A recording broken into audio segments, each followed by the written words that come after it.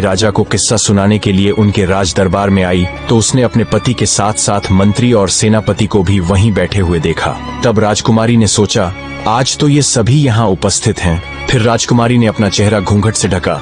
वह अपनी जगह पर आकर बैठ गई और अपने पिता से बोली, हे राजन, आज मैं आपके लिए एक बहुत ही दर्द भरी कहानी लेकर आई हूँ। यदि कहानी शुरू करने से पहले किसी को कोई जरूरी कार्य हो तो अभी दरबार से उठकर जा सकता है। कहानी के दौरान यदि कोई व्यक्ति बीच में से उठकर जाएगा तो मैं उसी समय अपना किस्सा सुनाना बंद कर दूंगी। राजा ने उत्तर दिया, बेटी, तुम जैसा कहोगी वैसा ही होगा। कहानी के बीच में से कोई नहीं उठेगा। अब राजा और सभी दरबारी किस्सा सुनने के लिए बैठ गए, जिनमें उसका पति और वह विश्वासघाती मंत्री और सेनापति भी शामिल थे।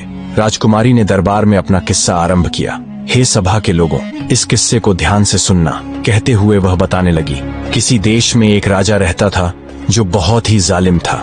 उसको कन्या से बहुत नफरत थी।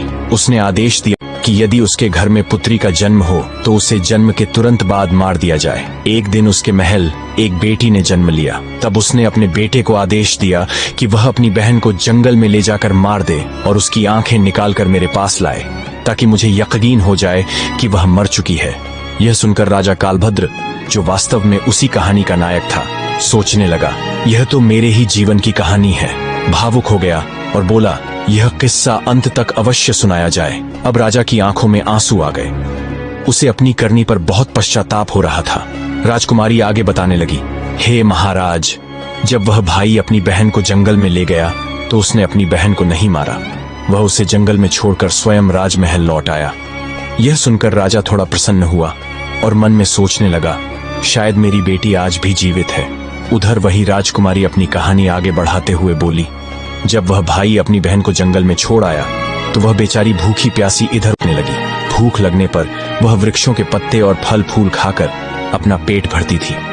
इसी तरह वह जीवित रही। धीरे धीरे जंगल में रहते रहते उसके तन पर एक भी वस्त्र शेष नहीं बचा। एक दिन एक राजा घोड़े पर सवार होकर वहां से गुजरा। जब उसकी नजर उस लड़की पर पड़ी तो वह निर्वस्त्र थी। राजा ने अपनी चादर उतारकर उस लड़की को ओढ़ा दी और उसे अपने नगर ले गया और बिना कुछ जाने उस राजा ने उस लड़की से विवाह कर लिया। राजकुमारी ऐसा किस्सा सुना रही थी कि किस्से के बीच में अपनी ही कहानी सुनकर राजा चंद्रभान समझ गया कि यह तो उसी की कहानी है। उसने प्रसन्न होकर कहा, यह किस्सा अंत तक सुनाया जाना चाहिए। तब आगे राजकुमारी कहने लगी, अब वह लड़की किसी राजा की रानी बन चुकी थी। राजा की रानी बनने के बाद उसने 2 पुत्रों को जन्म दिया। एक दिन उसके पति ने अपनी पत्नी से उसके जीवन की पूरी कहानी पूछी, तुम कौन हो और उस दिन जंगल में निर्वस्त्र क्यों भटक रही थी। तब उस लड़की ने अपने पिता की निर्दयता और अन्याय की पूरी बात अपने पति को बताई। यह सुनकर